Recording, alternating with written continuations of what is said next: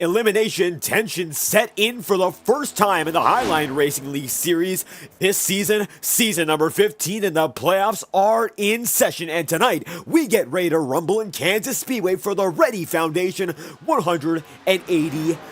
Qualifying underway. Dylan Clark right now fifth on the board with Casey Heschel, your top man. And Heschel right now one of the playoff spoilers. And while he was eligible, unfortunately not able to make the final few races of the tour, looking to shake things up as we have our first bubble race of the season. Going to eliminate 4 guys at the end of the night. Actually make it 5 due to an extra driver being put in our playoff format this season. It's going to be the round of 8 next up on the agenda at Bristol. But tonight, we set our stage as Chad Winstead going to follow shortly behind Casey Heschel, a 15,000th of a second gap between your front row. And right now, drivers who need a run, well, they're looking for it. Corey Blevins on his way right now. Is this a lap he needs? Coming in tonight, he's the final man in the playoff picture. And for the number 13 machine, Blevins jumps up to 15th out of a field of just over 20. So not the best news for him after one of the races he would like to forget at the Charlotte Roval. James McKee, he's in 17th right now,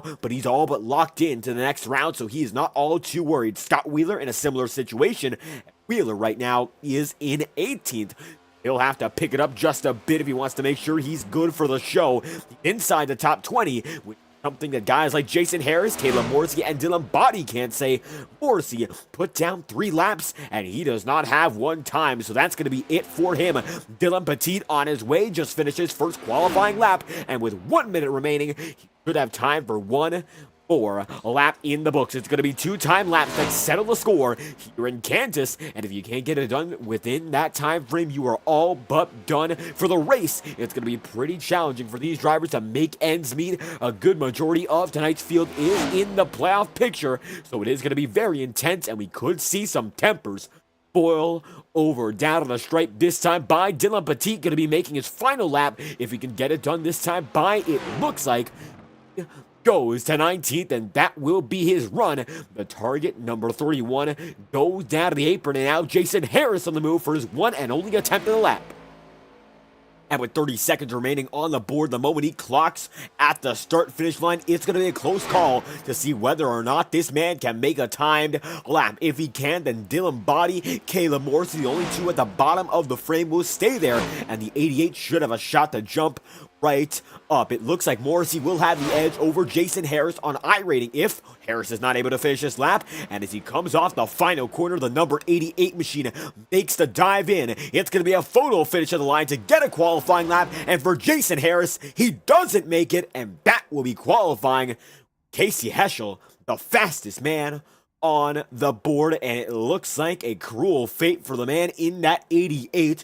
Oh, so close to getting a time lap in, but it was simply not meant to be. But tonight, what could be meant to be is a lock into the next round for many of the playoff drivers. About half of these guys, well, they know they've got a good shot to make it in. The others might have to bank on a win or a shocking upfront finish. And with tonight's field, it might be that much harder to gain on your competitors, one of the shorter fields of the season. And as the playoffs whittle down, you might see guys exit the season and come back for the next one. But this 15th season of racing has been nothing short of intense. Right now, Chad Winstead going to be on the field, and he's going to be the man right beside your poster when he's on the starting grid. But right now, he still is there on our timing sheet. So let's get right into it. Without further ado, this is your starting grid for tonight's event. It's the race 14 of the season, and this is the REAADY Foundation 188. Casey Heschel going to be the top man with a 31.104, and right beside him going to be Chad Winstead in position number 2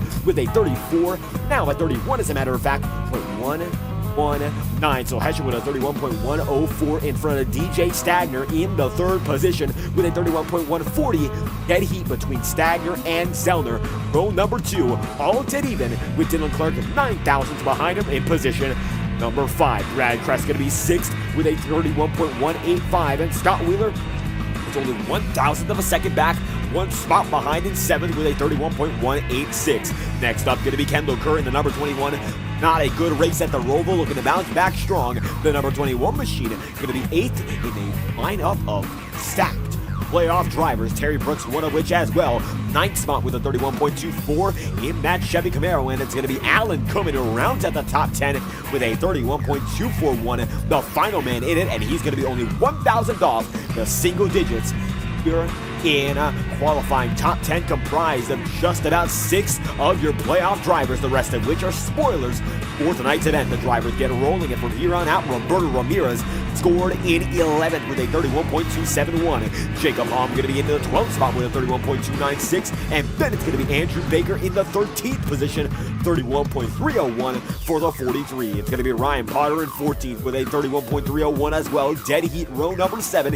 Inside row 8 going to be Kenny Brooks with a 31.308, and then Corey Blevins a 31.335 in 16th with Justin Gibbs in 17th, 31.393 there. James McKee going to be in 18th, and Dylan Petit going to be in 19th as Tyler rushes in position number 20. And your final 2 on the field, it's going to be Connor Holden and Kayla Morrissey, 21st and 22nd. Back half of the field for 2 of your playoff drivers. Jason Harris going to be in 23rd, and Dylan Bodies race control tonight will be scored in the 24th spot. And your starting grid ending a bit premature tonight, as the starting grid now on your screen as cars almost there to the start finish line. So that is your starting grid for the REAADY Foundation 188, and their first elimination race of the season is led by the number 49. It is Heschel, it is Chad Winstead, and as they come to the start finish line, we're ready to rumble. Let's go racing from Tornado Alley. The green flag's out in Kansas for the first elimination race of the Highline Racing League playoffs.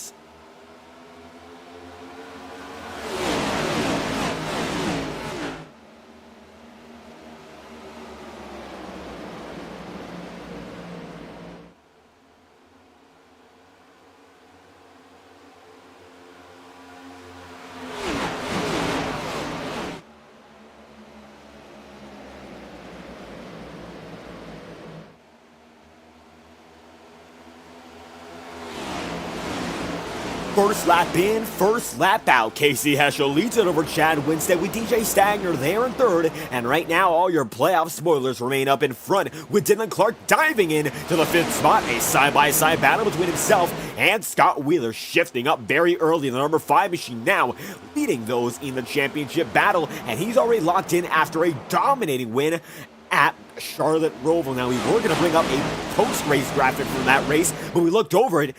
Won every single accolade to speak of. Pole position, fastest time in practice, fastest time in the race, and he led every lap in the show all night long. That number 5 machine now on the wall, and even though this is not going to impact his playoff standing, he's losing it very early, and this could impact him in the long run here, trying to get some experience at the Ovals. A 2-time winner of the season, both at road courses, and that number 5 already beginning to struggle as he falls 3 wide back on the Kenny Brooks machine as he fights alongside the 99er Ryan Potter and with Andrew Baker as well. Heschel still leads. It's still going to be a 3-wide battle. It's now Chad Winstead, Scott Zellner, and his teammate and Scott Wheeler. So the Scott showing up early as the Chad Winstead machine holds on to fight another day. Heschel leads by a major margin, 4/10 in 4 laps, and he's gaining even more and more as the run continues to go on. So right now, Zellner going to be following the number 34, 2 Fords there in the middle, and now make it 3 as the 97 stays right there. Big wreck going to be Terry Brooks right down to the inside line, and it's going to be the number 23 able to avoid it, and he's falling down the running order so quick we can't even see him. That's Terry Brooks inside in the grass, and we'll get an instant replay of what is happening here to that number 23 inside the grass, and it's going to be major damage on the body. So let's get the FTN instant replay and find out just what happened. The 23 of Terry Brooks there on your screen, and we look back just a bit more to see if we can get some context to the incident. And the 23 stays up high going into 3 and 4 this time through, and he's almost over the wall at the beginning of this entry. Then when he comes down low, contact with Stagner. No, he turns it on his own. Misses Brad Kress. And while everyone else gets lucky, the number 23, whose playoff run is in jeopardy, now finds himself in position 23. Very bad news for the man in this number 23 machine, now fading back big, and he's dead last on the running order as it stands. Let's get it back live on FTN. He's coming down a pit road here, and your leaders are coming right by. Casey Heschel makes it lap number 7, and Strawberry Kid 59 asking how many places get points at the stages. Now, to our understanding, that's going to be the top 10 here tonight, and it looks like that's going to go back to the driver in that number 43 in Andrew Baker. Your stage breaks are going to be at lap number 30 and lap number 60, and we'll give you a closer look at that when we get up to those stages. It's going to be your quarterway stage, your halfway stage, and then they go from there for a 65-lap stage out any breaks. 125 laps, we could do every one of them green. And right now, Casey Heschel, while he doesn't need the playoff points, he certainly would like to have the stage win nonetheless. He's out there by 0.3 of a second right now, and while the gap has diminished slightly, still has Chad Winstead at bay, and that's a good thing. The 34 machine has developed to be one of the better, well-rounded drivers in this league. Now, in the past 2 seasons, we broadcasted this league. Winstead only has 1 win. It was at Mid-Ohio last season, season 14, but he has still been a force to be reckoned with. Race in, race out, trying to get his first oval win, his first win overall this season in that number 34 machine. Came up close last time we went racing. He got a podium in the Charlotte Roval, but tonight in Kansas, it's a totally different ballpark, and this is more representative of what is left on the schedule. Going to be only ovals from here on out, so if you aren't good there, well, you're going to be in a big load of trouble. Bristol going to be next, then the original configuration of Atlanta on iRacing, and finally, your championship finale comes at Auto Club. So as they come by the line, this time again, it's going to be Casey Heschel leading, but now that number 34 coming up all over his back bumper here. The battle is getting closer and closer once more. Taking a look off the back bumper of Casey Heschel here. He is pushing this one. The Flow Racing number 49 has returned from a week's off. Now he is as quick as ever. Already has a victory on the season. Would have been one of the wild card drivers, but gave up his spot voluntarily under recognition of some scheduling issues outside of sim racing. He's still as fast as ever, putting together a champion's drive, and we'd love to see this 49 continue to compete, adapting much better to the next gen this season compared to the last, and the 49 showing that he's one of the best here. It's a 5-car breakaway, last of which going to be Scott Wheeler with DJ Stagner right in front. And Kerr breaking it off just a bit. He's in position number 6. Caleb Morrissey down on pit road already. A 15-second stop there, but he gets it back going, so not going to be bad news on his end. And I do believe that might have been the penalties that came just about at the beginning of the race. Kendall Kerr that time through goes in with a 31.595. He's actually a bit quicker than your leaders, but is he quick enough to chase him down? We'll find out. 12 laps in, a lot can be done. It's easier said than done, of course, but in this league, we've seen many rundowns with tire strategy becoming a big factor. Many clean races so far, but it's going to be a side-by-side battle for the lead. Chad Winstead down low, and the 34 takes it to lap number 13, making a baker's dozen. The 34 is out in front, but only at the line. Now the 49 has to defend and keep it on his own time. He stays high. Chad Winstead goes right down low. Got himself up in front, almost clear, but no cigar that time by. The 49 comes back with a major run on the high side, and Zellner now left to watch. Chad Winstead dives it in just again. He knows every time he goes in, that's his saving grace, and it might be able to keep him out in front at the line for the second time running. As the 34 Shelby Cobra machine goes right down low. That's going to be Winstead at the line, barely getting it, and then Winstead finds himself behind, almost clear that time through. But the 34 is relentless. Every lap he can lead will be an advantage. He's already got the bonus point for leading 1. That's more than any other Clash driver, any championship driver can say. And they all clash for the top spot in the running order. The 34 going for it right now as he's got himself to the inside of the 49 for the 3rd lap straight. But this time, Casey Heschel leads once again to the line. He'll take it to lap number 15. Scott Zellner going to be right there in 3rd. It's DJ Stagner in 4th and Scott Wheeler in 5th. Top 5 guys have broken away by about a second over Kendall Kerr now, and they seem to be a bit quicker than that 21. Roberto Ramirez, the last man on the cut line right now. He's advantageous when it comes to his strategy so far, running quick and running well.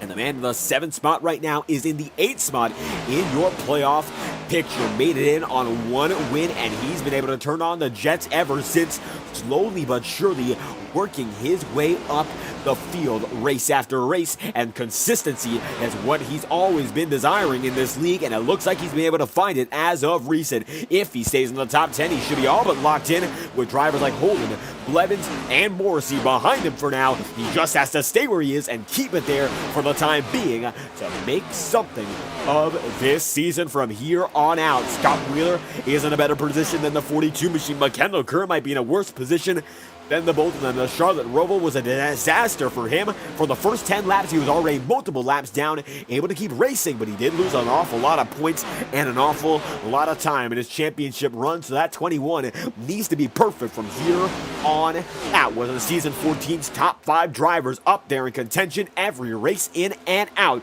This season, like it has been for Scott Wheeler, a defending champion, not to the same degree of success, but he still is up here and still has a chance. It ain't over till it's over, and both drivers in 64 to 97 in the wall that time by. It's a scrape. They keep on battling as they get to the line once again. And that could have been much worse news for both of them. DJ Stagner, now I'll tell you what, we've seen him win on this channel, but we have not seen him win in the Premier Series in quite some time. A former champion, and he looks to be one of the championship favorites on the Monday Night League we broadcast the Integrity Ignite Series.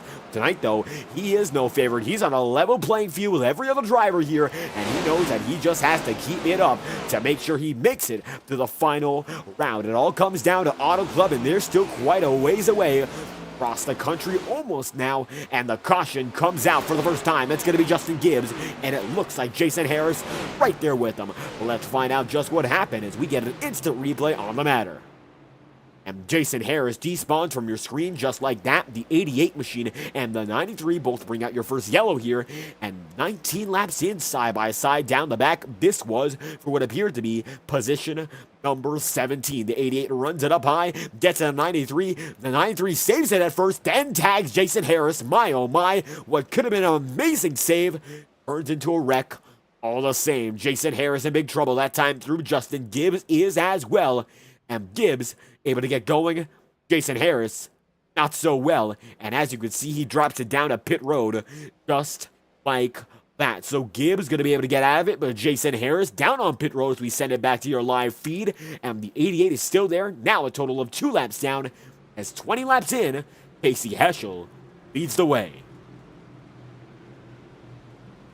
And Casey leads us to your first caution of the night. 20 laps through, the 49 machines have been able to lead every one of which, bar 3 so far. The 34 got there for just a moment, but Winstead falls back into third with Scott Zellner going up a spot and finding himself back in second. Holefield comes down to pit road. This time by going to be the first stop of the night. Going to live with the tire strategy from here on out. A bit of bumping and shoving on pit road, but all's well if it ends well. Looks like no major damage as they come down the order. It's the 49 machine coming in, the first of which, and the rest of the field due to follow. Casey Heschel makes it through. The 49 going to be followed by the number 2, trying to peek out just a bit, gets in his stall first, and the 49 comes in just a bit later. Let's find out who gets that edge on pit road.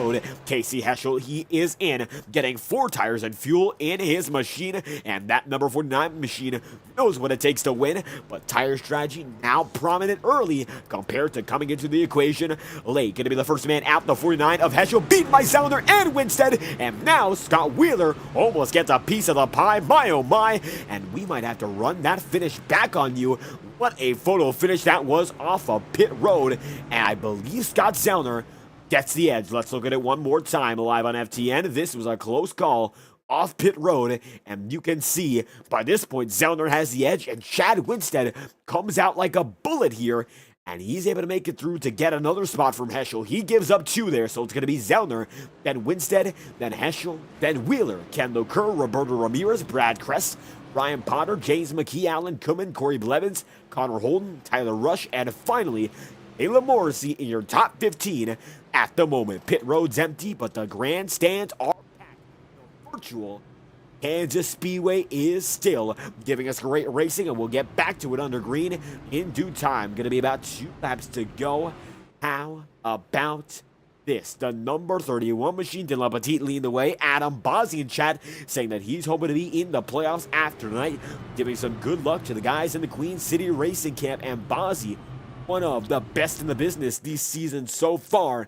I don't believe that he is in the race. No, of course not. He came into the chat, so it's going to be dicey from him on out. We'll see where the 27 stands after this one. It's going to be make or break depending on the runs of other drivers.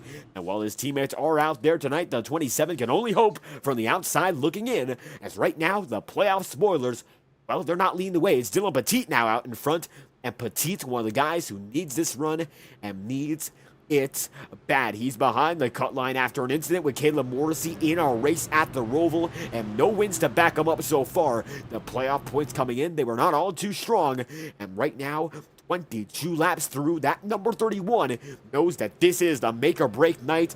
Needs to stay inside the podium or the top 5 for a safe run in. Anything else could be a disaster. Everyone chasing down the leader, and this time by your leading man on a 22-lap-old set of tire. We'll see how it works out as they go side by side, and Dylan takes it down low. He sent it to your first restart in 1 lap's time at lap 24. It's going to be Dylan Petit down low, Scott Zellner up high, Chad Winstead going to be right there with him down low, and actually Chad Winstead now on the top side as Casey takes it low himself. See them all coming together right now. We still have a total of 22 drivers on the circuit. Terry Brooks still on pit road. Jason Harris, the only man who appears to be a retiree. The rest of which, 21 of which, are on your lead lap. 23 laps through. We're only about less than 10 laps away from your stage 1 finish, and we do not have a stage break in this league for stage 1 or stage 2. The only stage we end for is the 3rd and the final. When the checkered flag falls, that's the only stopping these guys get. They'll have to go from there to find out what it takes to win at Kansas. Dylan Petit gonna play it a brisky right now. I'm not quite sure what the strategy will be. Need a lap and dip out. Well, he's already gotten the lap lead. Gonna battle with them on an old set, or will he let them all pass him by and wait for a longer run to have a tire advantage? All these questions and more to be answered as the iRacing official pace car pulls it down, and the first restart of the night will be led by a Toyota Camry in the number 31. Spot on the target machine is a green flag restart underway.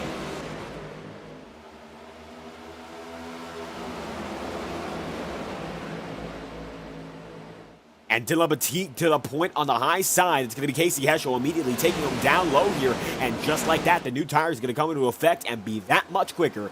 Down the back, the 49 machine has the 2 right there with them. They both make it by. Petit stays high. And Chad Winstead now trying to come into the equation as well. The cheat machine stays right there, not going to interfere with your leading men on new tires. He just tries to keep hanging on with draft, and at the line, he only falls back 3 spots that time through. We'll keep an eye on him as the night goes on, though. Now the leaders are all coming up to him just like that. Kendall Kerr going to try to make a buy for the 4th spot down low. He's got Scott Wheeler giving him just a bit of pressure. And now Chad Winstead merges right up on top. And these guys are in a hurry trying to make it right by the 31. He's looking to be a bit of a roadblock here, but he's holding on the high side to save that tire and make sure he keeps himself in the best momentum range. The high side always has that better clearance off exit, and if the 31 can just stay in that zone, he might be able to contend for perhaps a very near yellow. Up high between the wall, that time through Roberto Ramirez has to merge down just a bit, trying to avoid what could have been an incident. Thankfully, both of them able to avoid it that time through. And now the 42 finds himself behind the man on the oldest tires in this race. Right on board with Roberto Ramirez here, and watch it as the 31 gets in the wall once again. Petit's in big trouble, and it looks like the strategy is not paying off just yet. The number 42 gets it by, and now looks to go by Brad Kress. Dylan falls back into position. Number 10, side by side with Alan Kuhlman as it stands, and Roberto now going to be able to make it multiple car lengths. The 42 is through, and so is the rest of your top 10. Casey Heschel leads the way once again. 27 laps in, he's been the dominant man so far. Scott Zellner holds on in second. 2 playoff spoilers are still out in front with Chad Winstead in third and Scott Wheeler there in 4th. It looks like now Kendall Kerr goes down the inside line trying to take that 4th spot from him. He's going to get blocked that time by, goes up behind Ramirez, and Ramirez almost gets in the wall that time by, has to back off just a bit. Very wide move from the 21 machine, and he takes it multiple lanes wide to make sure he keeps that spot. It's going to be a bit more aggressive, as you've seen already. The playoff drivers are not going to give an inch, and if they can, try to take what is on the table.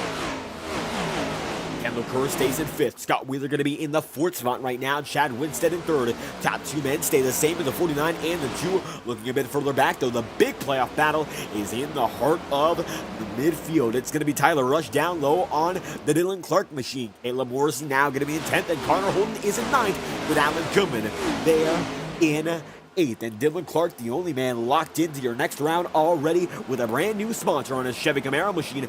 That is the Orpac number 5 for the first time this season. Now, we've had the opportunity to talk with that number 5 machine outside of the cockpit, and Dylan Clark, of all the drivers here, one of those with very frequent real-world experience outside of the sim. Where does he get it?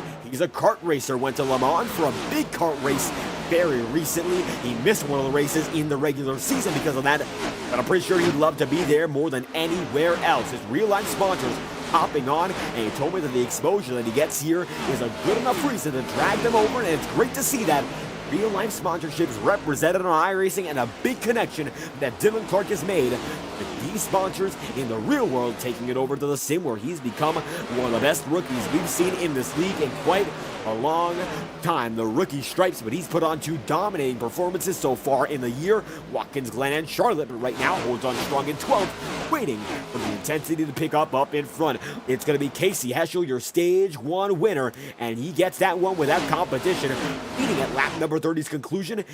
That's going to be the first stage of the night. Next one going to be coming at lap number 60, and he looks to be set to take yet another. It could be a stage sweep for the returning Casey Heschel. It's been a good run so far. Can it be great? We'll find out.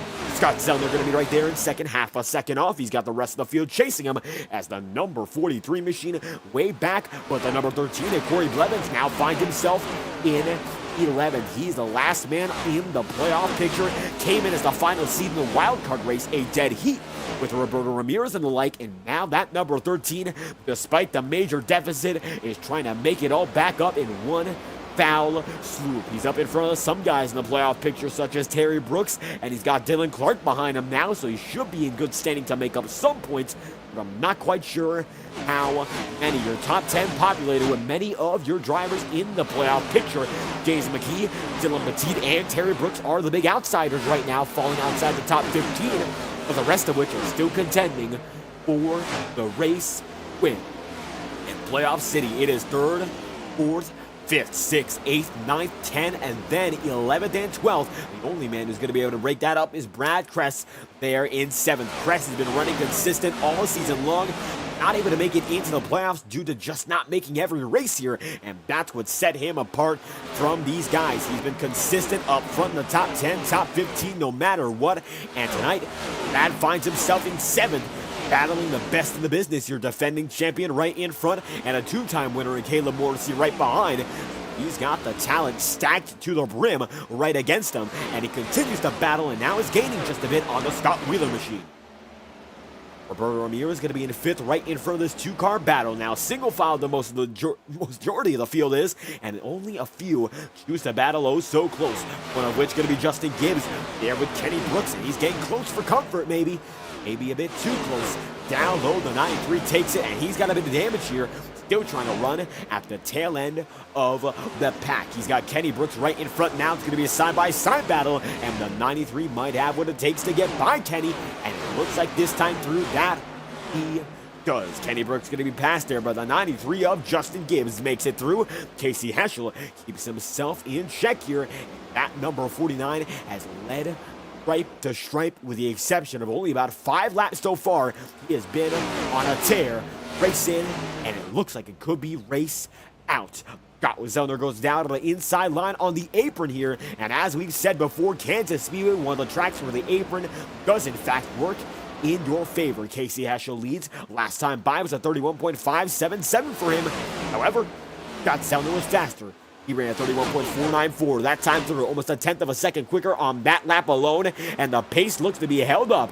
This time through, Zellner goes high, keeps it up there. It's going to be Chad Winstead right down low, and as they come to the line, it's going to be a 2x2 battle for second, but the leader is being gained on, and now Zellner finds himself yet another few hundredths closer. A 31.664 for the man in that 49. It was a 31.623 for the Zellner machine. Now Caleb Morrissey in a bit of trouble. Yellow flags out for the second time, and Caleb Morrissey, the cause of this one. Let's find out just what happened as the 6 machine finds himself right down on the bottom of the circuit. Taking back 30 seconds live on FTN. Let's find out what happened as our instant replay shows Morrissey right there inside the top 10. Gets in the wall, bounces off it, hits the brakes, taps it again, comes down low. Now he stayed straight until that almost hit the Kenny Brooks machine, and luckily he did not. My oh my, everyone able to avoid him, and that could have been much worse. A safety yellow on the track for Caleb Morrissey, and the 6 able to save it, but not without near major incidents approaching. The number 6 machine able to keep it going. How about that? And Elaine Coons in the chat rooting for the Scott Zellner machine. And your all-time winningest driver in this league, of course, has the fan support by his side. An 11-time race winner in this league. That's the highest mark set by any driver. And the second highest for any active driver is Jackson Hartman. A total of 8. Hartman not here tonight, made a part-time run this season. It's going to be Zellner staying out, and so does Casey Heschel. And now, Alan Kumman, one of the very few drivers to come in at number 10, actually going to fake out as Justin Gibbs and Kenny Brooks do in fact go in. Big time fake out by the good majority of the field. And 40 laps in, the resounding sentiment is, we don't want to come down pit road. Not quite yet. And the 49 going to be able to hold on out in front. The good majority of the field going to stay on pit road. It looks like they stay off it, as a matter of fact. It's going to be 18 drivers on this stint that remain, the rest of which came down and in for Goodyear rubber and some tire. The likes of which include Ryan Potter, DJ Stagner, Kenny Brooks, Justin Gibbs, Dylan Petit, Caleb Morrissey, and Terry Brooks. Brooks still on pit road regardless, 10 laps down as is. However, Brooks now back on the track with a bit of damage repaired, and it looks like that number 23 good to keep on going around the track in much better shape than before, but still going to be a bit down on power as you look inside the cockpit of that number 23. Definitely does sound a bit off the power, but much better than it was 10 laps ago. The number 23 back in the game here should be able to pick off a few drivers with a race of attrition in mind. Only 2 yellows in. Past our first stage, it might go long from this point onward. We're not quite sure just yet as the 49 leads them off. It is Scott Zellner in second, Chad Winstead in third, Kendall Kerr in fourth, and they're all single file with drivers catching up at the back of the field. Your top 15 remain on the circuit with their most recent stint. Dylan Petit going to come down in, maybe a miscalculation on his pit stop there, and the 41, well, not in the race, but the 31 comes down on lap 41 indeed, as Heschel leads them through once again. Make it lap number 42. Next time by will be due to go green at lap 43. And Scott Zellner stays in second. Chad Winstead's in third. Kendall Kerr in fourth. Roberto Ramirez is in fifth. Scott Wheeler is in sixth. Now, one of the most quiet runs in your playoff race so far. It's Connor Holden, the 81 machine, actually able to stick it into the 8th spot right now. Number 81, one of the guys who came in as a bottom seed, slowly but surely working his way up toward the middle of the cut line. Now, for the Swamp Motorsport Group, that number 81 is up there with DJ Stagner, both of which still contending for a title in at least one league on this channel. However, tonight, the 81 has the spotlight in the Thursday night throwdown that is the Highline Racing League. Finds himself down in 8th, but he's in front of guys like Corey Blevins, Alan Kumman, Dylan Clark, James McKee, Dylan Petit, and Caleb Morrissey mentioned as well with Terry Brooks.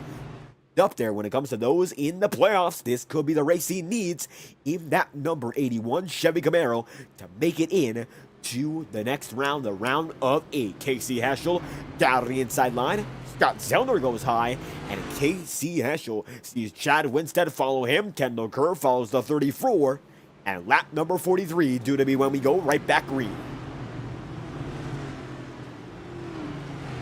As the iRacing official pace car lights are off, you know what that means. 1 lap until the green flag flies. Once again, the pace lights are off. That means the racing is due to come back any moment now. And the field seems to be lined up already, so we should be good to go as soon as we make it back to the stripe. The REAADY Foundation 188 has gotten by its first quarter, and we're less than 20 laps away from your second and final stage before the checkered flag. No stage breaks, as we've mentioned before. They go all the way no matter what. 125 laps, we could have them under green. Tonight, though, that does not seem to be the case. Your second yellow of the night, with Casey Heschel out in front. The cause was Caleb Morrissey, and while Morrissey did cause the yellow, no damage, able to continue. And our second caution due to lead to our second restart. The iRacing official pace car dives in this time by, and their second restart of the night, led by Casey Heschel and Scott Zellner once more. Let's get right back at it from Kansas. Restart number 2 underway.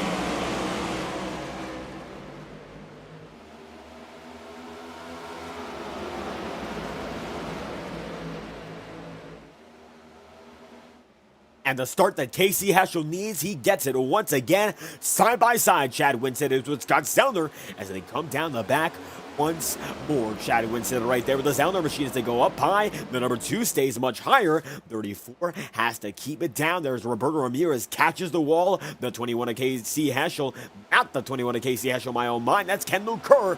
We see one in the back. Oh my goodness, that's going to be another one. And that's DJ Stagner in big time trouble. The 64 catches off guard, and he's able to save it, but not without losing big time. No yellow out for this incident. It's DJ Stagner almost down and around. He goes down through the grass and catches off guard.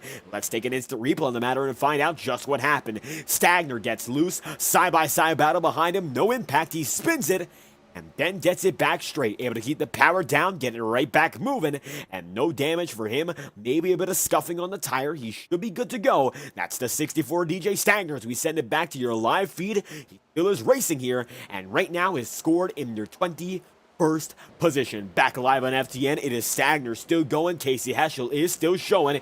He's got the car to beat. It's Scott Zellner second, Chad Winstead third, Roberto Ramirez in fourth, and then Brad Kress in fifth. Your leaders now run the high line. It looks like the high line is coming into favor, and while the inside does have less distance, that's going to be contact between playoff drivers. The 13 of Corey Blevins now finds himself off the pace big, and Kendall Kerr makes some contact. My oh my, we'll have to get another replay on this one.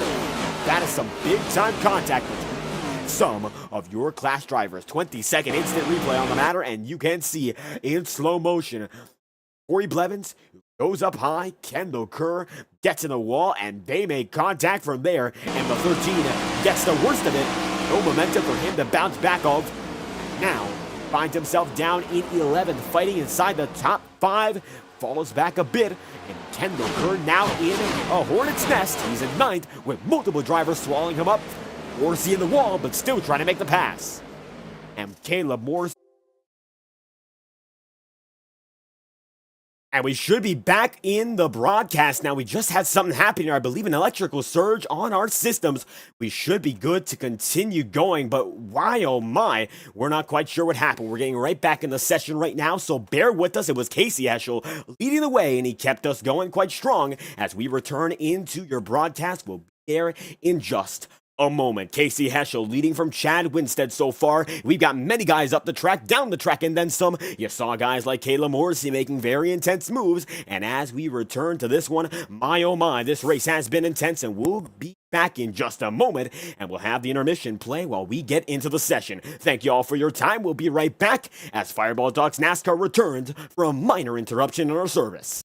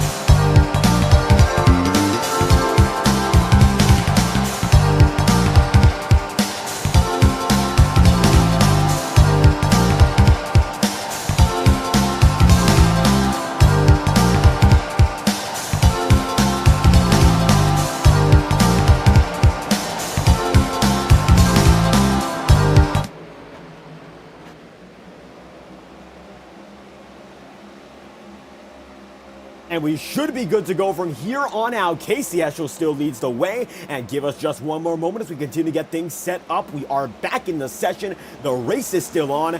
We're right back on FTN, and we try to get this one back as soon as we could. What a race it's been so far, and we'll get it right back up on your screen. The number 6 machine, as a matter of fact, Caleb Morrissey just took the lead, and 56 laps in, things are still shaping up big time. The 6 is up in the mix, and he's doing great so far. Caleb Morrissey, the channel lock number 6, finds himself locked in and locked down. Almost halfway through, might just be the man that takes us in to your second stage's conclusion. The 6 holds on out in front. It's going to be the channel lock machine leading lap number 57 with Ryan Potter now in second and Dylan Petit in third. Your new tires seem to be working quite well now. Now, we didn't expect them to come in this early, but it seems like it's working out at least in the short term.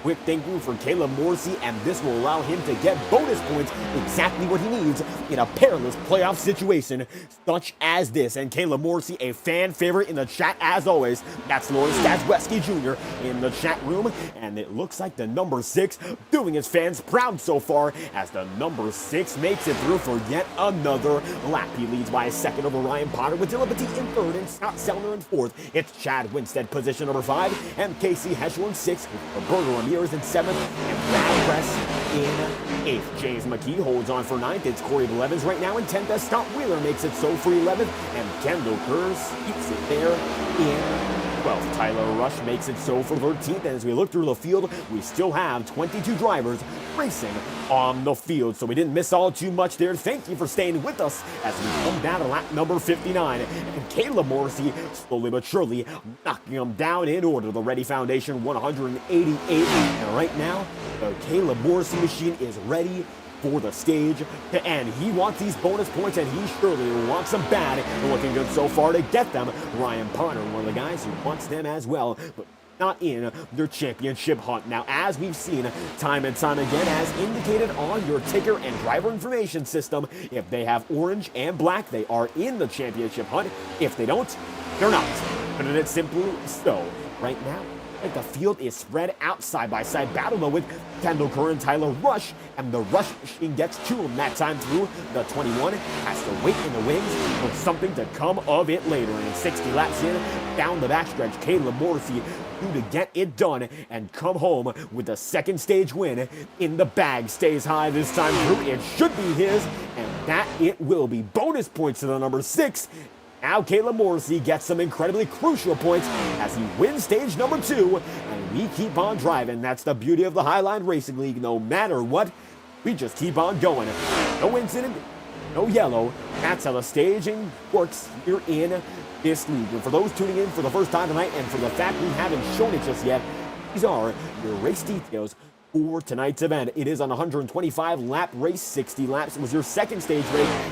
30 was your first. An 8-time race, as you can see, and the stands are packed in Kansas, and it is a great night to be out there racing. And the 6 machine, well, he knows that your race information, it's given these guys a bit of an opportunity to prepare early, and the 6, he took his notes quite well, done his homework, and now he finds himself leading by about a second over Dylan Petit, with Scott Zellner still in third, and then Chad Winstead in fourth. Casey Heschel finds himself in the 5th spot, Ryan Potter in 6th, Roberto Ramirez is there in 7th, and James McKee in 8th, with Brad Crest 9th, and then Corey Blevins in 10th. 62 laps in, and it's going to be the cross flags waving this time by, and since that's the case, let's take a lap on board with your man out in front, Caleb Morrissey in the number 6.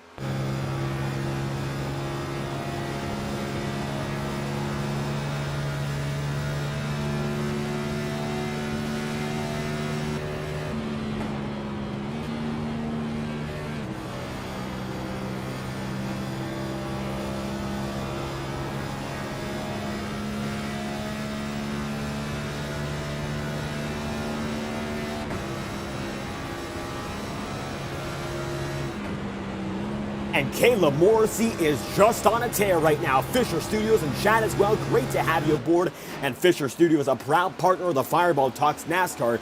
YouTube channel, now the premier sponsor of the Stock Car Racing League Truck Series. It's the Fisher Studios Truck Series now, and Caleb Morrissey, we first saw him driving on this channel in the Rush Truck Series. He was a dominant figure there, won almost half the races that season, but he joined late, and Michael Overstreet came home as the champion. Tonight, he could be able to redeem himself in the next gens. He's already turned over a new leaf.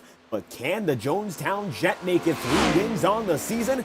It remains to be seen, and with 61 laps to go, it still is all up in the air as he comes down the back. It's Dylan Petit right now, 1.2 seconds behind, and Ben Scott Zellner a full second behind that mark. Gonna be Casey Heschel right now in 4th, Chad Winstead in 5th, and Roberto Ramirez in 6th, with James McKee in 7th, Corey Blevins in 8th.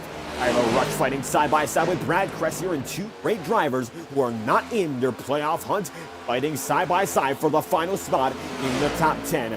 Rush and Brad Cress have had some great battles over the year, and their best of which came at Watkins Glen. The 72 and the 29 went at it, dueling to wits end in Schuyler County, and it became a show of a lifetime. While Dylan Clark, who's currently in 17th, ran away with the win in the road course.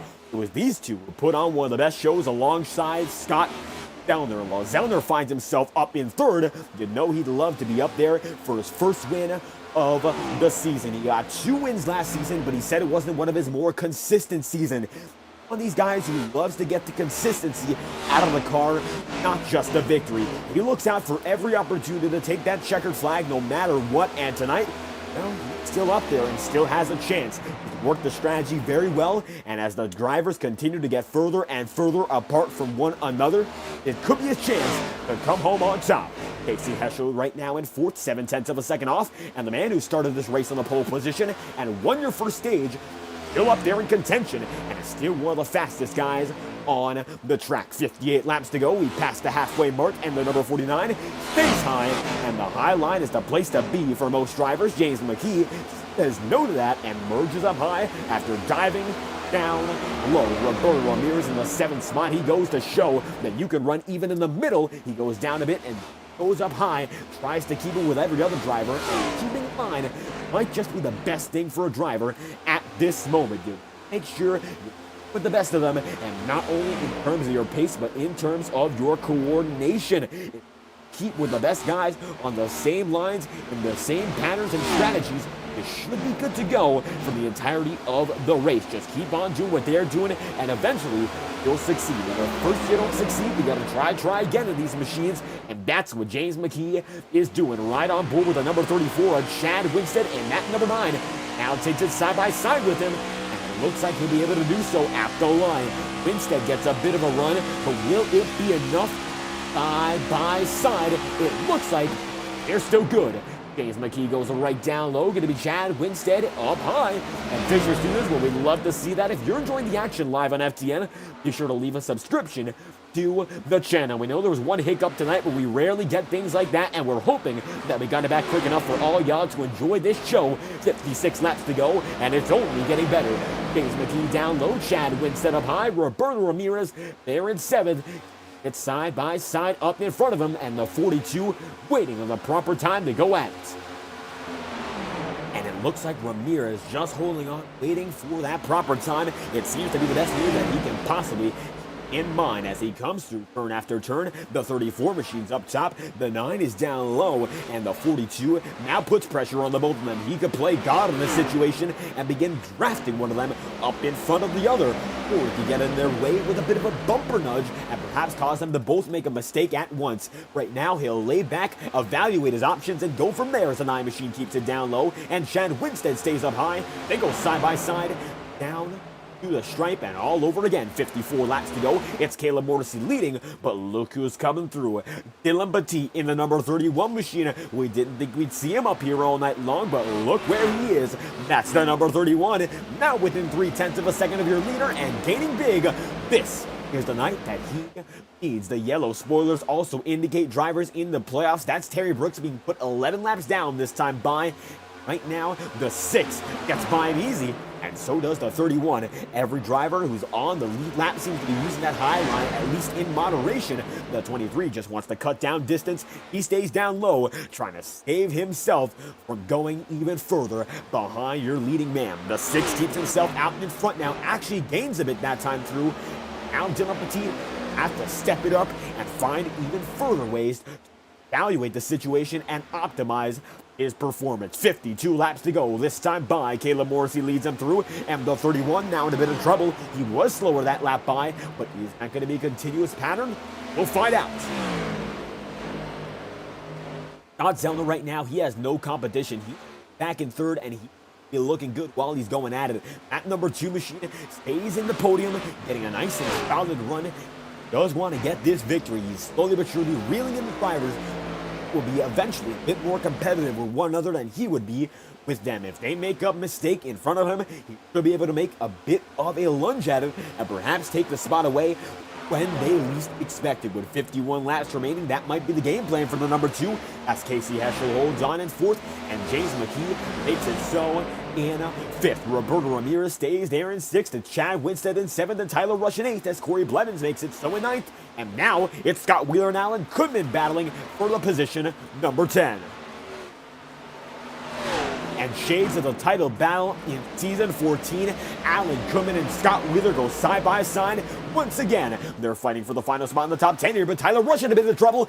Now he's going to be on pit road, so it is not a yellow, but it is going to be first green flag pit stops of the night. The 72 comes in, make it the 21 as well, and right there with them, it's going to be Dylan Clark in that number 5. And the number 5, Dylan Clark makes it through. He's now in the 19th spot. Tyler Rush there in 18th, and Kendall Kerrs in 17th, all 3 of which making it in first with 50 laps remaining. Count them up, rack it up indeed. Caleb Morrissey now going to be side by side with the 31 as Roberto Ramirez goes down and in.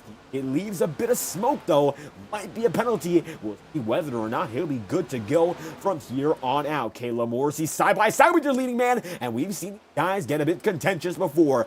Last week at the Roval, Caleb Morrissey made contact with Dylan Petit, and then Dylan Petit got his revenge, tapped him into the wall, and ended both of their chances at competing. They came home 10th and 11th respectively, but now this is for the lead, and the stakes are much, much higher. Dylan does lead him as one man goes down to pit road. That's going to be Chad Winstead. Number 31 just wants to get out of the 6th range, and he wants to make sure he won't be tapped again. Double revenge, will we see it, or will these drivers play nice? That remains to be seen as more and more drivers come down to pit road, some of which on the original 78 lap stint. How about this? Right down low, going to be the 6 of Caleb Morrissey. Once again, it's the 31 of Dylan Petit keeping it going, and as they come down the line once more, make it 47 to go. It's the 31 in ties with the 6. Once again, these two in the mix. Nobody else going to be right there. Scott Zellner comes down to pit road, this time by the lap once again. A Brooks machine. This time by it's going to be Kenny Brooks as they're side by side for your lead battle. Take a look at this. The 6 machine goes down low, and the 31 now finds himself right up high. Double file, they keep it. The 31 runs off exit and gets the lead. And now Caleb finds himself a bit further back. 47 laps remain. Make it 46. Other driver comes down to pit road, this time by, it's Corey Blevins. Brings Scott Wheeler right there with him. Now, we've only got a total of about 10 drivers on the original strategy. Yet another makes it in, this time by, that looks to be the Connor Holden machine. Holden holds on, no incident as he comes in at lap number 80, the 81 machine does. Now Dylan Petit has a lead by 0.4 of a second. This will be a big advantage.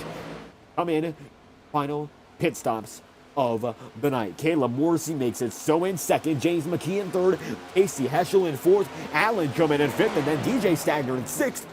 Ryan Potter there in 7th as well, so 7 drivers on the final leg of this strategy. They're going to try to extend it all the way. Petit holds on in 1st though, 81 laps in. So to go for the rest of the way until that pit stop comes. Will it come this time by? It looks like he will stay out on the circuit. Caleb Morrissey decides to stay. It looks like Kenny Brooks quartered him off just a bit, kept him on the circuit, and the next man down looks to be Corey Blevins. Out of all of them, nobody's gone down since then. Does Ryan Potter choose to do so? He's still got a lot of time to decide. He stays up high. The 99 gets in the wall this time through. Looks to lose 2 spots, but not come down the pit road. He's going to keep himself in the wall, brushes it once, twice. It looks like he gets more than thrice at the end.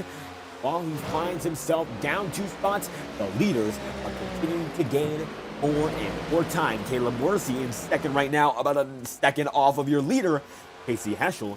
Now in third as James McKee comes down to pit road. It's going to be the 9 machine in, this time through. And Casey Heschel out to third, Alan Kuhlman up to fourth, and Stagner makes his way into fifth as Ryan Potter holds on for sixth.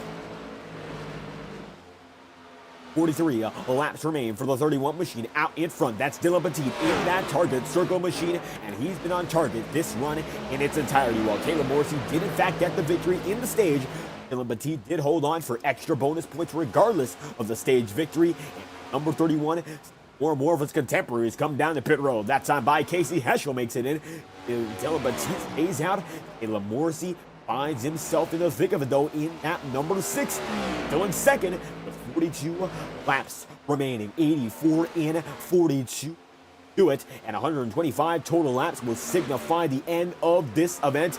And Casey Heschel with Alan Kuhlman both in this time by. That leaves only a total of 4 drivers left on this cycle.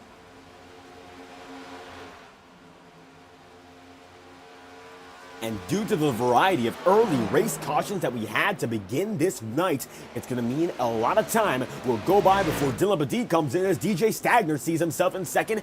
Caleb Morrissey's now through, and the 6 finds himself now down on pit road. It's Ryan Potter in fourth and Dylan Petit in first. DJ Stagner now in a second. Stagner up to the runner-up spot. It's Dylan Petit leading the way, even still 41 laps to go. I believe now his end goal might be to lap the field. No, it's not. He comes down to pit road this time by the 31. Now has to have the pit stop of his life as Caleb Morrissey now has to have the drive of his life. They're both on pit road, and about a lap separates the both of them as DJ Stagner now usurps the lead at the line. Stagner does not lead it, but he does lead at the next one. Now the 64 has an opportunity to get the lap next time by, get a bonus point, and call it a night. It's going to be a 21-second pit stop so far. Caleb Morrissey had a 41.4-second stop. The fastest on this run was a 40.8 by Roberto Ramirez. He's out in front of the guys on the new set. Caleb coming through this time by the turns 3 and 4. Has to make it happen. Dylan Petit, he's still on pit lane. A 40.12. It's going to be a 41.6 for Dylan Petit that time by. And just one of the slower pit exits. So the 31, while out of pit road, is still much slower, putting it down on the power. And indeed, he comes out of pit road and down to the backstretch. He's going to be out in front of Caleb Morrissey, but not by much. What's it going to take for the 6 now? DJ Stagner right behind. It's going to be a major battle. And now the 6 of Caleb Morrissey has a shot. Once again, they're both almost in frame, and just like that, their gap is all the same. 0.4 of a second. MDLXL comes to the chat once again. Thank you for stopping by. 39 laps remain, and once again, Caleb Morrissey finds himself in contention with the number 31. 38 now to do it. 2 drivers still out on the circuit. That's going to be DJ Stagner leading, and Ryan Potter in second. Roberto Ramirez leads those on the newer stint. Overall, the number 42 machine in position number 1 on those with a new set. He's been on his run for 10 laps, now making 11. We'll find out whether or not that's a big disadvantage as the night goes on. Ryan Potter, does he come down to pit road this time by? That he does not, but he's about a second off his average lap, and that could be a signifying factor to him coming down this time by. What's the choice for the 99? It looks like the choice is A. Out even still. 64 keeps himself right there with them. The 37 laps to go mark. It is here. It is now. And last time by, DJ Stagner ran at 32.779. Compare that to Ramirez. He ran at 31.6 at the start-finish line.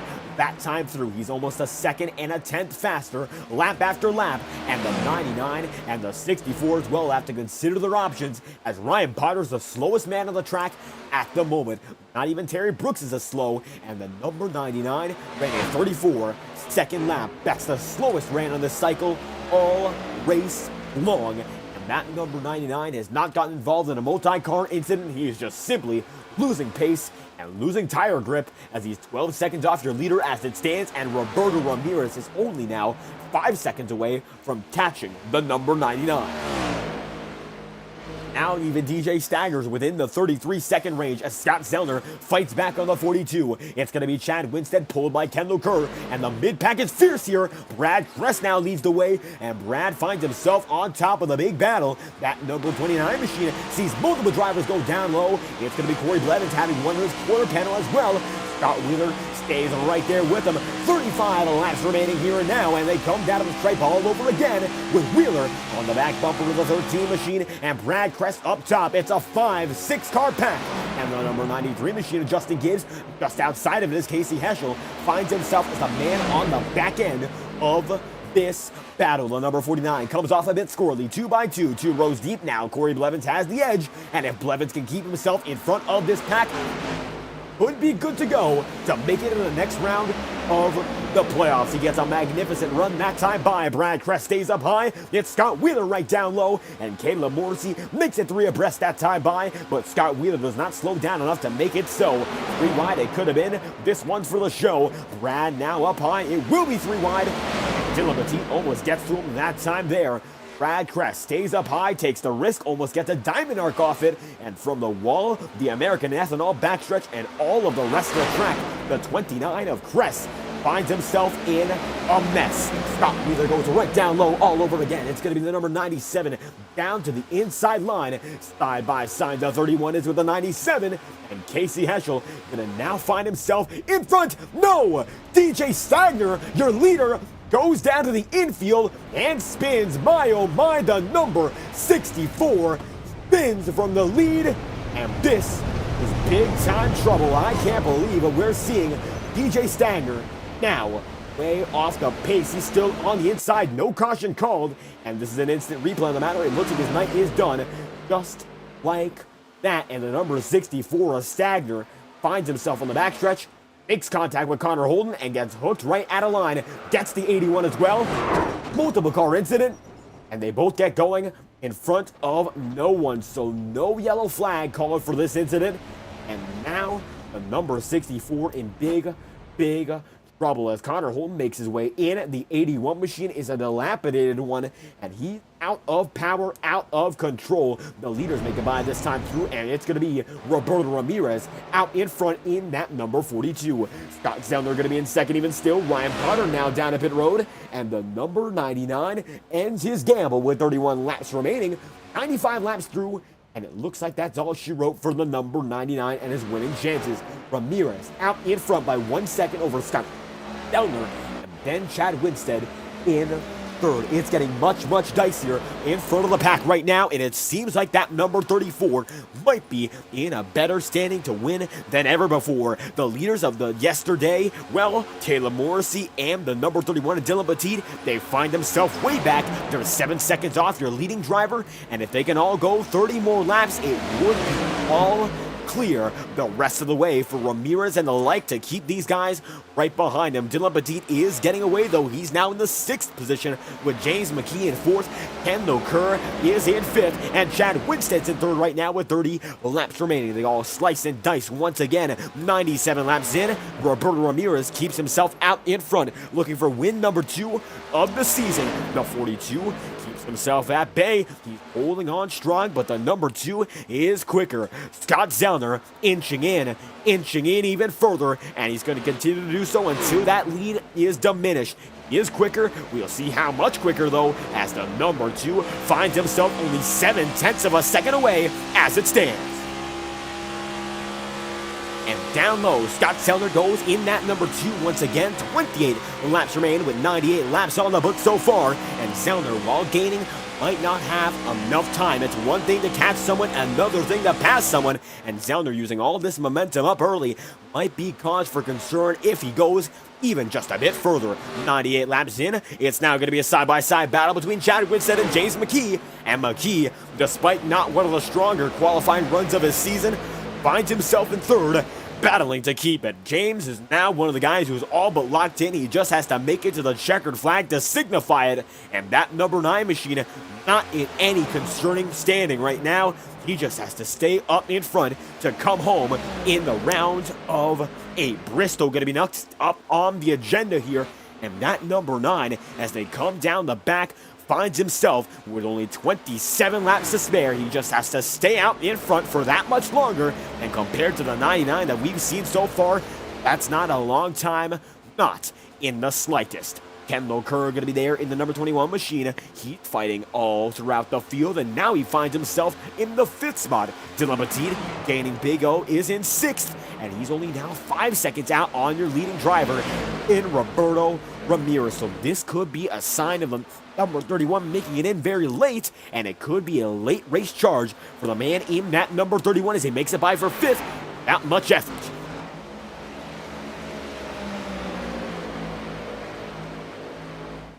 And the 31 now going to be in 5th with Chad Winstead in 4th, James McKee in 3rd, Scott Zellner in 2nd, and then now Roberto Ramirez in 2nd. They're side by side for lead. Off corner exit, Ramirez gets that big jump. It could be enough to keep him up in front down the American Ethanol backstretch. Zellner now has the lead as they go side by side, and the number 2 with the inside lunge does get it this time through. Ramirez going to get blocked off up high, and that might be all she wrote for the number 42. Fading back further and further. He just needs to stay in the top 10 to keep himself in the game.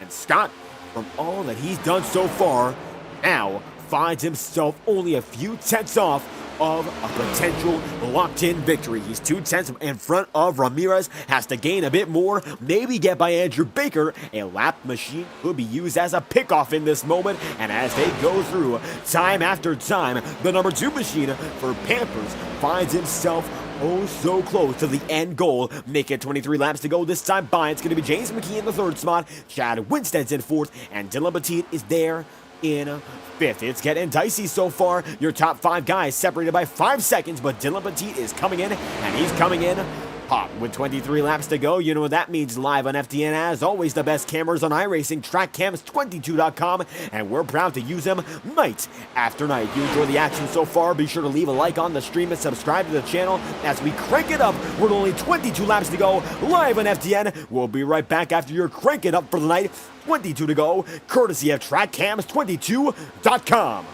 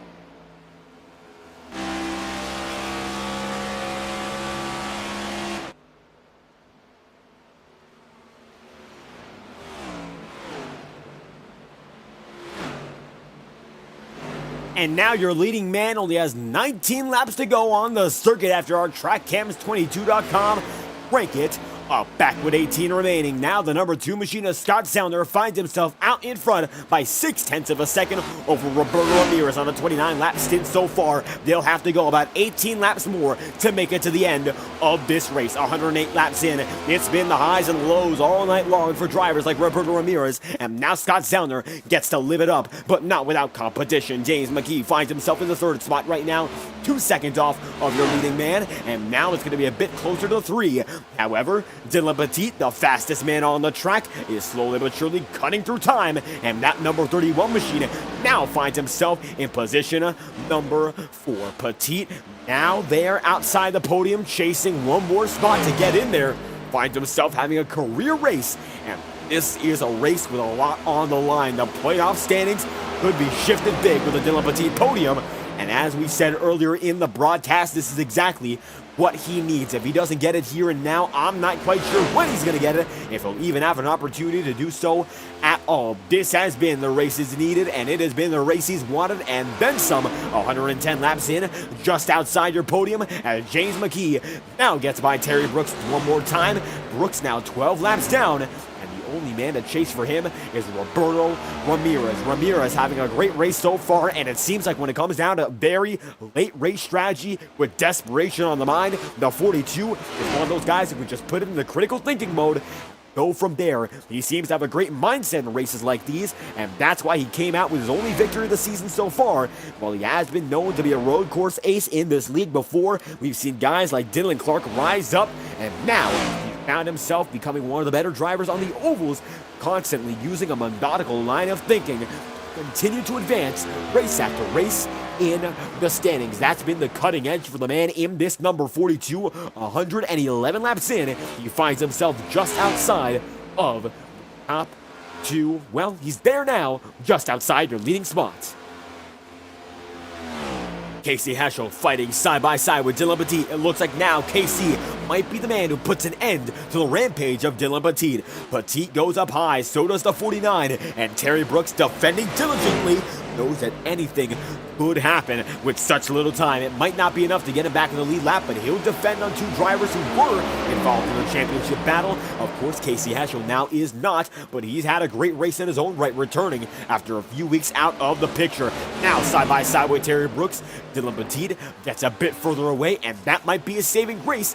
Not if the 49 can't help him. And now Heschel's out on his own as well. The Chevy Camaro number 49 machine chases down your top Toyota. The top Toyota, it's been all night long, and the 31 now finds himself with a Baker's dozen to do it, just outside of your podium. It's going to be a 1.5 second gap as he got by Andrew Baker on this lap. Heschel dives down low, tries to make it stip. It's going to be a bit of a diamond arc for him.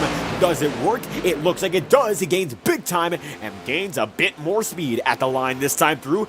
Dylan Petit ran at 32.416. Casey Heschel exactly 1/10 faster, ran a 32.316. As Caleb Morrissey now going to be in a bit of trouble, loses a second on this lap. Not quite sure if there's damage on that machine. He's now down to 11th and might be running out of some speed.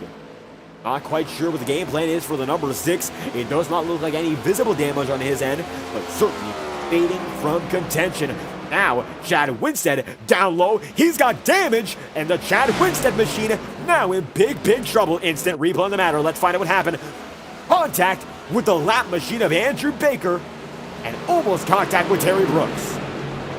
And just like that, a promising night for Chad Winstead out the window. The number 34 machine finds himself back out on the track now, as you can see on the live feed, but that number 34 is in very bad shape. The 34 gets back on the circuit. Scott Zellner leads the way with now making it a 10 lap to go, and Zellner, your most successful driver in this league, wants to shake the checker flag, and he wants to make it happen for the first time, not only this season, but for the first time since the birth of his first child in Miles Zellner. The first time he's won with a pamper scheme. We've not seen it just yet, but since his return, he's been especially competitive, having many good shots to get it done. The heartbreaker of the race at the Roval, a podium run in the making, then got wrecked early and wasn't able to recover that top 3 spot. He was quick at Pocono as well. A late race wreck caused Allen Kuhlman to drive up through the field, and now Winstead back on pit road, gets out again. His teammate, though, in Scott Zellner, finds himself up in front with 9 laps remaining. Time is running out for every other driver to get by, and Zellner leads the way with Roberto Ramirez in second. It's James McKee in third and Casey Heschel in fourth, as Dylan Petit holds on strong in fifth, and Kendall Kerr makes it so in sixth. 9 laps to go. This time by coming out of the inside line, it's going to be Scott Zellner leading the way to make it 8 laps go.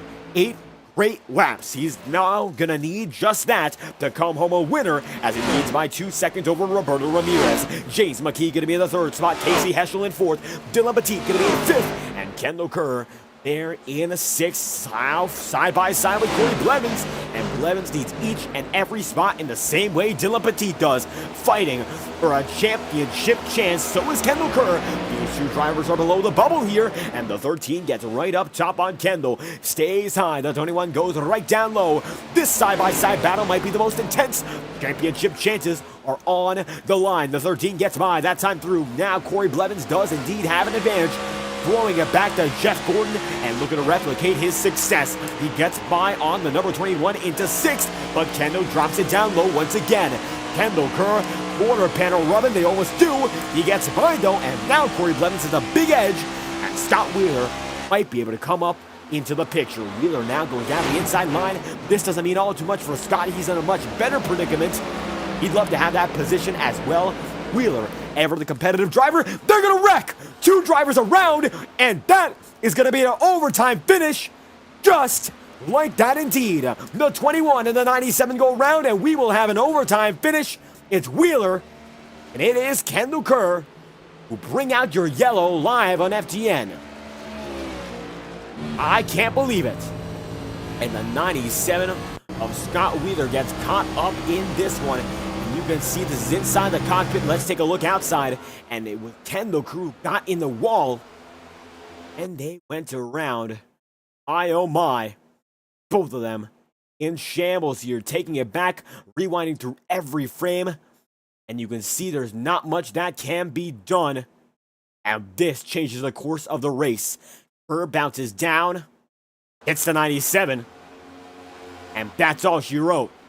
The 97 and the 21 now in big time trouble, and Kendall Kerr takes a pause there.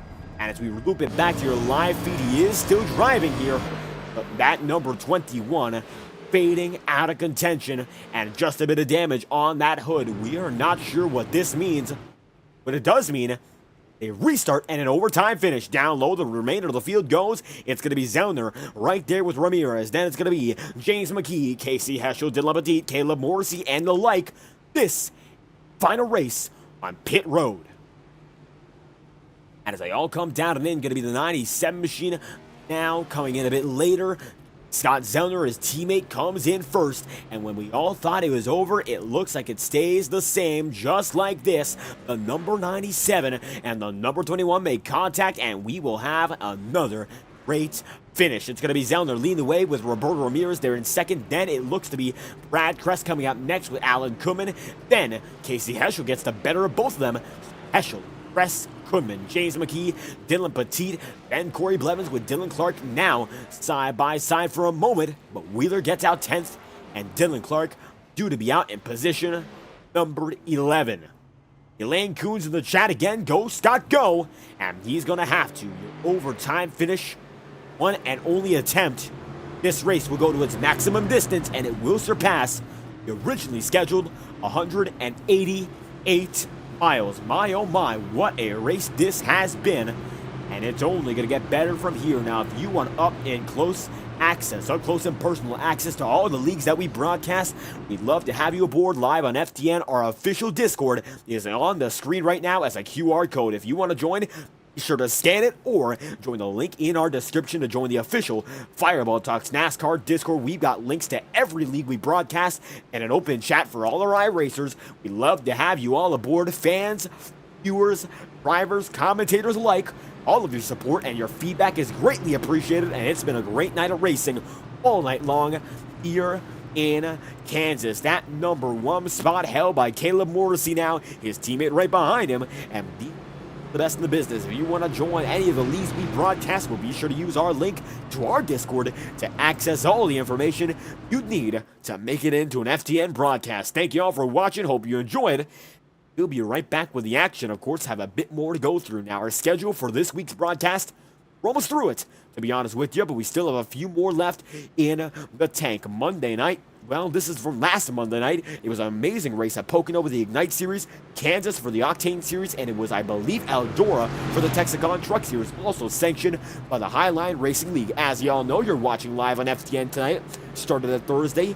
It was Thursday today, 9:30 p.m. Eastern with the Premier Series, and we have 2 more broadcasts slated for this week, one of which going to be 4:45 p.m. Eastern with a full send SuperSpeedway Series.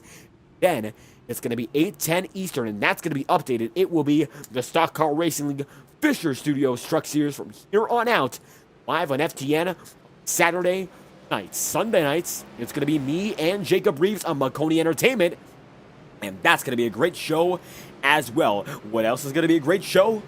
This will be a 2-lap finish to get it done.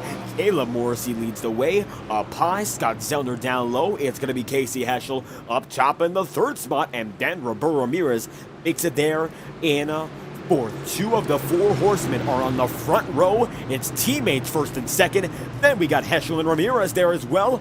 Will these drivers go for the playoff points? Will it get risky? Will we end under yellow for what I believe would only be the 2nd time this season? It's all up in the air, and it might come down to some despair. Some drivers might get the better, some drivers might just get the worse. And Caleb Morrissey right now banking on an early yellow. As far as we are concerned, it looks like he's on a much older strategy than anyone else here, and he might be able to go all the way on it. He might just not. It is Zellner right now looking to get it done with new tires, and he's got his teammate on a bit of a different strategy right beside him. 3 laps to go here in Kansas, and the final restart of the night will be the most important. Get ready for the restart. The REAADY Foundation 188 comes down to a green-white checkered live on FTN. We're back on our way.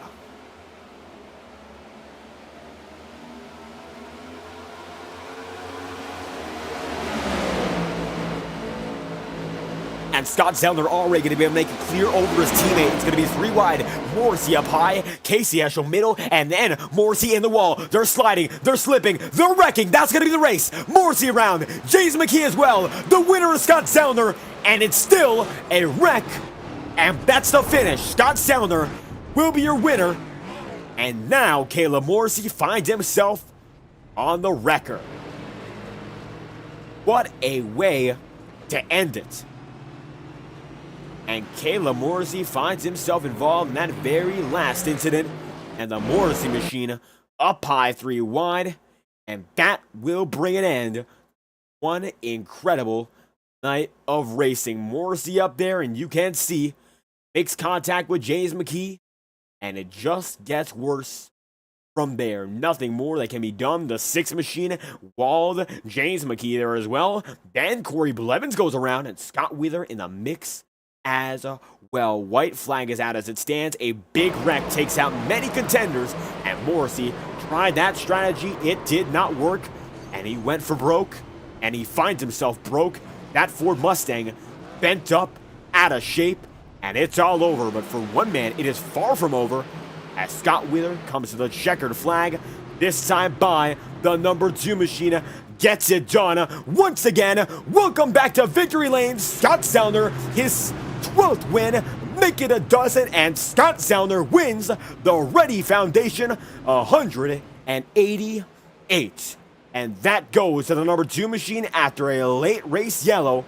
Zellner wins, and Alan Kuhlman comes home in 4th. It's Heschel 2nd, and then Ramirez 3rd. Finishing under yellow for, I believe, the only 2nd time this season. And the playoff stakes make some drivers go mad. And Zellner would come down to finish this one and get a burnout going. Gotta thank y'all for getting through this one. Interviews will be up next. Let's get your results in first after one of the most contentious races of the season. And I'm sure that I said it earlier, tempers might flare.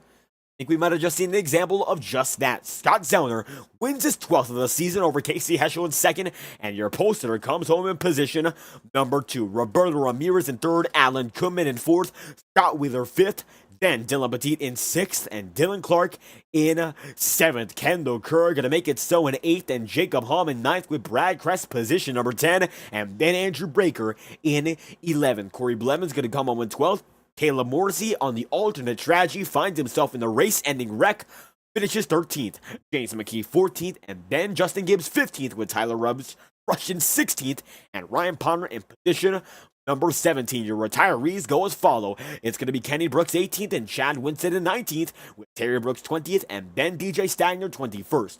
Connor Holden 22nd, Jason Harris 23rd, and Dylan Body, your race control tonight, not racing, so your field of 23 wrapped up with Jason Harris 109 laps down. And as the man in that number 2 gets to burn it down, the celebration's on for your new race winner in season number 15. The winningest driver in this league gets it done again. Scott Zellner played his cards right and finds himself in victory lane for the 12th time in his 15-season career.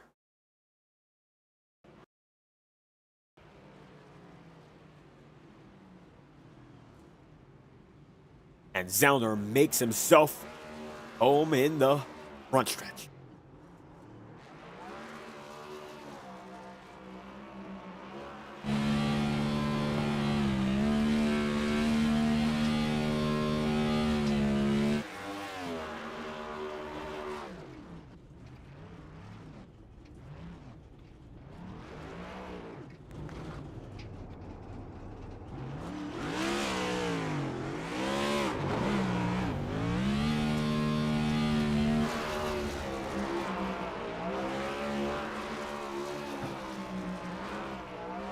And a win to remember for Scott Zellner, coming home on top of the board for the first time this season. That number 2 machine burns down the house and finds himself back on the front stretch. How about that? Shelly Babinchak in chat, and one of the biggest supporters we've seen of Zellner all of our time, broadcasting him in the Highline Racing League, and he comes home with yet another victory. Give us just a moment to get your interview system up and running. We didn't get it going after our little hiccup earlier in the broadcast, but now that we're going once again, we'll be good to go from here on out. What a win for the man in that number 2 machine. It is the number 2 of Scott Zellner back in action and back in front for the first time this season. He's been waiting for this one, and he gets it.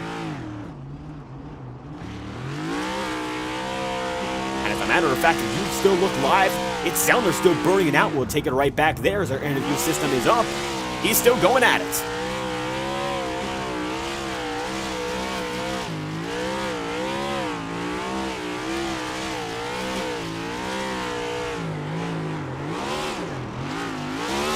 And Scott Zellner, although he's still celebrating this one, looks to be ready to get that interview in.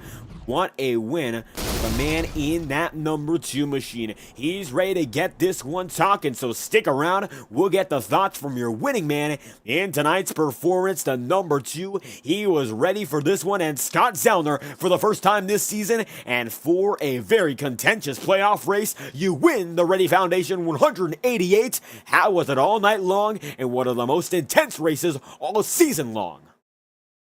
Oh man, it just feels good to get the monkey off the back. Really needed a confidence booster, and really glad that Kansas was on the schedule. This is one of my favorite tracks on the server.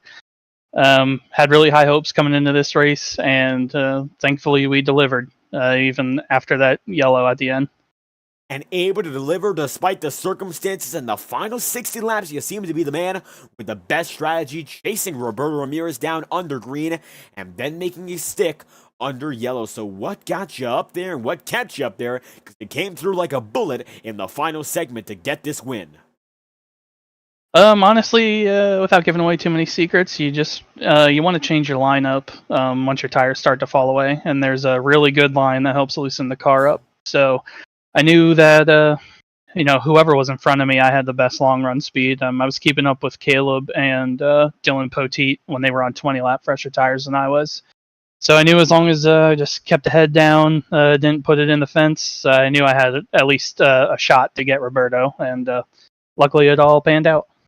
And it all panned out just the right way. Now, this race ended under yellow, one of the few races we've seen all season long that ended in that manner. How worried were you with this final run here? Because it seems like it got really dicey as soon as we got to the backstretch. Yeah, KC was coming with a full head of steam, and I was going to have to block the bottom. And, honestly, I'm glad that the yellow came out because I don't know if I would have been able to hold him off. But yeah, luckily everything just fell our way tonight. And hopefully we can sneak another one in before the season's over. But all in all, just needed this confidence booster. And a big confidence booster on the return tour for Scott Zellner. What a way to win it. Now it's Bristol, baby. That's what's next. What's it going to take to make the half-miler yours and perhaps take the second win of the season? Honestly, I'm going to have to learn to drive it. Notoriously pretty bad at Bristol. So we're going to, go to the drawing board this week, and we'll see what we could come up with. But if I could just, keep the car clean and come out of Bristol with the top 10, I'll be happy. And looking to come home clean at one of NASCAR's tightest tracks, but here, wide open for Scott Zellner, who wins the REAADY Foundation 188 with all said and done. Any final thoughts? Anyone else you'd like to thank after this one? Yeah, as always, thanks to my teammates at Four Horsemen. Caleb gave me the bottom on that last restart, knowing that he had older tires, so I'm really thankful for that. Thankful for Kendall and Toby for putting this league on. Thankful for you guys putting on a good show as always. Shout out to the whole family watching. And we did it. And he did it once again. Scott Zellner, the all-time winningest driver in the Highline Racing League, gets it done in Season 15 and gets the weight off his shoulder there, getting it done in Kansas. Thank you for your time. Thank you.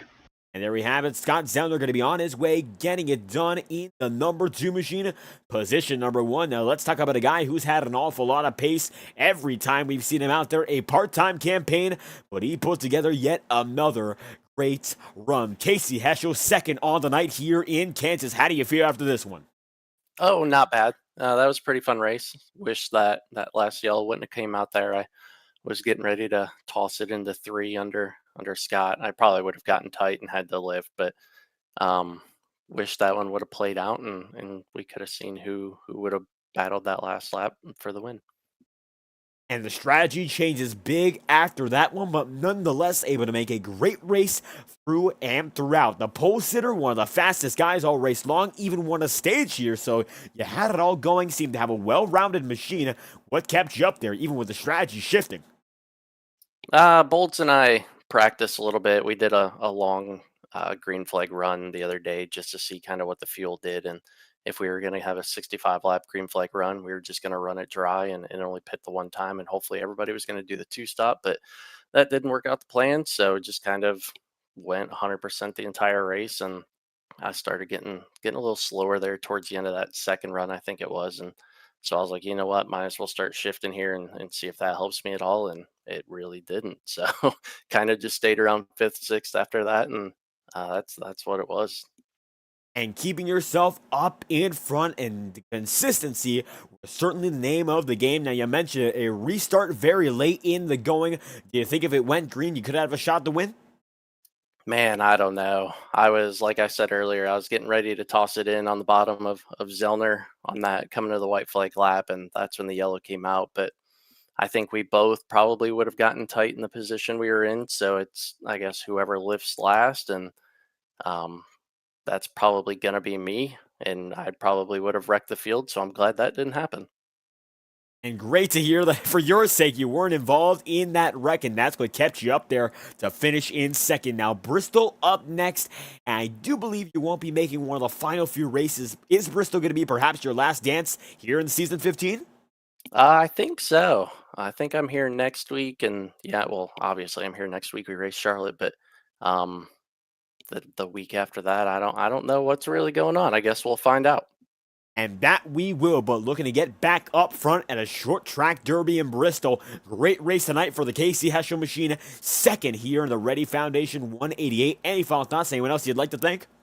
I'd like to thank you guys, FTN, for broadcasting this. Toby, Kendall, the READY Foundation, everybody that puts this on. Texas Cut Stone, all the big name partners that help us put this together. SP Designs, the Racing Warehouse, and all those guys. Can't thank them enough. And putting together a great race in his own right tonight, the Flow Racing number 49, a Casey Heschel, gets it done for a second place finish here in Kansas Speedway. Thank you for your time. Thank you. And there we have it. Heschel going to be on his way, and the final man on the top 3. It was the 42 of Roberto Ramirez, and it looks like this is exactly what needed. Now, believe it or not, the 42, for all our viewers at home, appears to be the top man in your playoff picture to come home with a best finish. He comes home third class of your playoff field, and that might be what he needs. Now, Roberto, you're with us right now. How was it tonight here in Kansas? Yeah, I had a pretty good race. Felt pretty quick all day. Pretty unusual. I don't really ever feel that good coming to these 1.5 mile tracks, but ran a practice with KC yesterday to just try and figure out, tire wear on the long run, and figured out pretty much exactly what I needed, and took that into the race tonight. I think I messed up qualifying. I think if I would have qualified where I should have, I probably would have been on the front row with KC, and I think we could have ran away with the race. But not everything comes to plan, and I had my shot at the win. I pretty much nailed pit road on the last green flag run, came out with the lead, and Zellner was just better, just ran me down. Don't really know what else I could have done, but it was a pretty good race. And a good race overall for you, and it all came down to that final restart. Now, we saw you and Zellner battling at the tail end of that long run, but the 2-lap short run there, that restart, sort of reset everything. What was the game plan for you in the case we went green there? Just get the best result possible, just do what you can, and unfortunately we did not get that chance. And absolutely able to do what he could here tonight. A bit of a shortened finish to this race, and either way, a podium finish. Now, the points are not tabulated just yet, but I believe this might be what it takes to put you over the hill. You were coming in on the bubble tonight, and you should be fastly over, given the better performance compared to you and the rest of the field here. So Bristol up next. You're in. What's it going to take to go from there? Yeah, definitely going to make the playoffs with that result. So that's a relief. Like I said, I thought this might be a race that I'd come in and go out sad, because I'm usually terrible at these types of racetracks.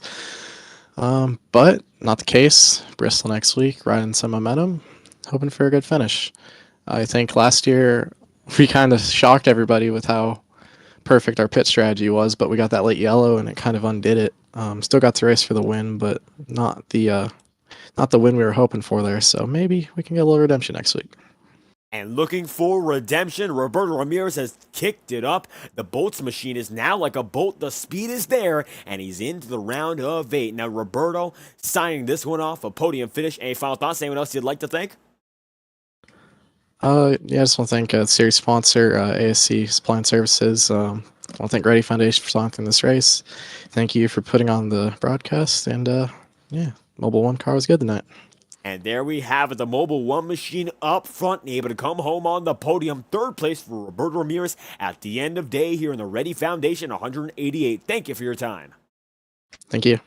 There we have it. Ramirez going to be on the move, and the 42 gets it done in third, but Scott Zellner back on top.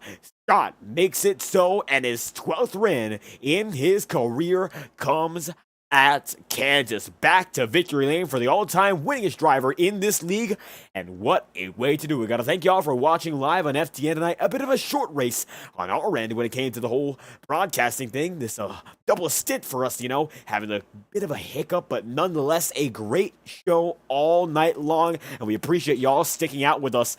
A great finish to watch and a great race overall. Our final race of this week, bar R2 on Saturday, and I'll be at McConey Entertainment for the 880,000 yards of bricks on Sunday with Jacob Reeves. Going to be a great show there as well, and I'm sure that you'll enjoy it. Got to thank y'all for watching once again. For the broadcast booth live at FTN, I've been David Kreutz, your host for tonight's broadcast, and we hope to see you again whenever we're live on FTN. Thank y'all for your support, and from our studio to your homes, wish you a good night.